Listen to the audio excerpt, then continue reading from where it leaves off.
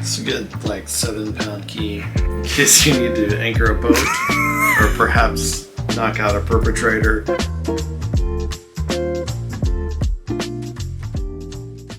We're here from the Travel FOMO podcast, and we are going to talk through the comparison of hotels versus hostels versus staying in a home. So we want to give you our pros and cons of each. So let's start out with homes. So this would be Airbnb, Vrbo. What are the pros that we like? One, you get to stay in a neighborhood. So the whole reason that you're there is to experience everything, and being in the neighborhood is a great way to be there. You're going to be close to all the stuff you want to do. You're not going to have to spend all your time traveling to the places you want to see because you're actually living there. Number two, a lot of times with an Airbnb or Vrbo, you get a kitchen, which means that you get to go to a local grocery store, buy some local food, and cook it for yourself. This saves you a lot of money and maybe gets you to be a little bit healthier as well. Another pro of staying in an actual home is you get that cultural experience. You're immersed in the culture. When you wake up in the morning, you know exactly where you are because you're staying in the culture itself.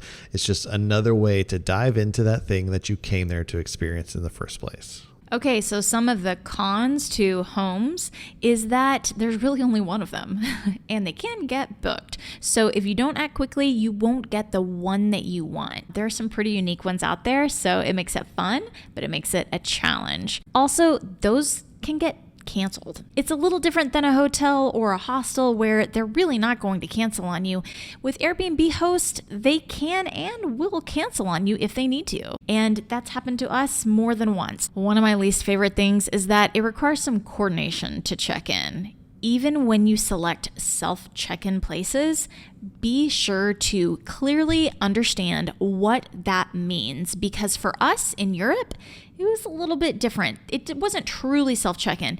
Example in point is Paris. When we arrived, we had to check in with an actual person who gave us a key. We had to meet them at a very specific time in a very specific place. And when you're dealing with trains, planes, and all kinds of transportation issues, you might arrive late, and it's really stressful to worry about the person on the other end that you're trying to coordinate with.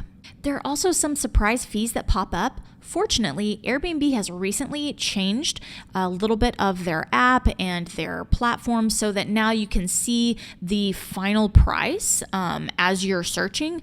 But I know a lot of the different platforms that exist, there are some hidden fees that you won't know until you go to check out. So be sure to pay attention to that. Also know the cancellation policy. On Airbnb, it is very different than a hotel. With most hotels, if you give them 24 hours notice, they're going to let you cancel and you're going to get your money back. With Airbnbs, you might book something for 6 months down the road, but as soon as you book, you have 24 hours after booking before you need to cancel, or you will not get a lot of your money back. And the last thing that's really important, guys, is that sometimes at the Airbnbs in Europe, they have scratchy towels. And I just can't handle that. Princess problems. Okay, now let's talk about hotels. Some of the pros for hotels is that you have an opportunity to truly just walk in and get your room. That's pretty nice and convenient compared to coordinating with one person for you to arrive at a time that's good for them. Also, there are some cleanliness standards that you just see in hotels that's really nice and really reassuring. I also feel like safe whenever I'm in a hotel that's like clean and has all these nice standards. It makes me feel great. And lastly, something that we've noticed is that with hotels, you might get some free transportation from the airport, and that is really nice and maybe a little bit more standard than if you're staying at a home or an Airbnb. So what are some of the cons for staying in a hotel? Well, a few of the ones that we found were the price. If you want to stay in a hotel close to all the things you want to do, a lot of times they're going to be a little more expensive. Another con of hotels that also involves price is the lack of a kitchen. So you can't bring leftovers home. You can't go to a grocery store and buy some food and cook for yourself. When you're staying in a hotel, you really don't have much option other than to go out. Another con of hotels is that you kind of lack that cultural experience. When you wake up in a hotel room, that hotel room could be anywhere because a lot of them look pretty similar to all the others you've ever stayed in. Hotels can also be tourist traps. All the people around know that if you're staying in a hotel, you're not from there. So you get hit with all of the tourist things right up front when you walk out the door. So now let's talk about hostels. And for those of you who don't know, they're a little bit different than hotels, that there are a lot of staying options. One, it could be a big dorm room full of bunk beds where you're staying with a bunch of people that you don't know. Or maybe you book a room that is smaller for your party, but there's a shared bathroom. Or you could have a completely private room that's just like a hotel. What are the pros of staying in a hostel?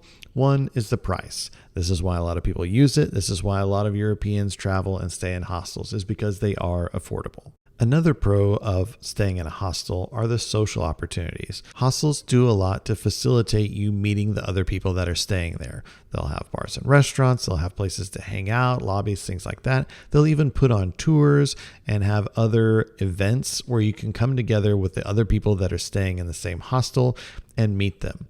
Hostels are also full of lots of people that are looking for those opportunities as well. So if you really like being social and meeting people while you travel, a hostel is a great way for you to go. Hostels are also very easy to use.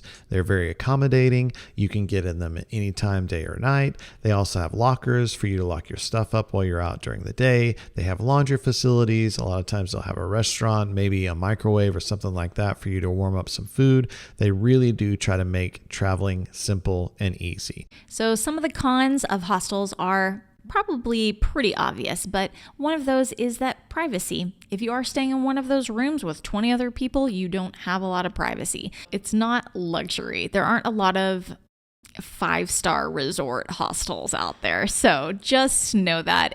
But also know that you can get quality from it. And one of our favorites have been the Generator hostels. I've stayed in Generator Berlin and we stayed in Generator Amsterdam, and they were great, really nice, clean, awesome hostels. Hopefully you are planning a trip to Europe, and hopefully this video has helped you see that there's a lot of ways to stay there. Whatever accommodation you're looking for, there's something to meet your needs and your budget. Life is short, guys. Wander well.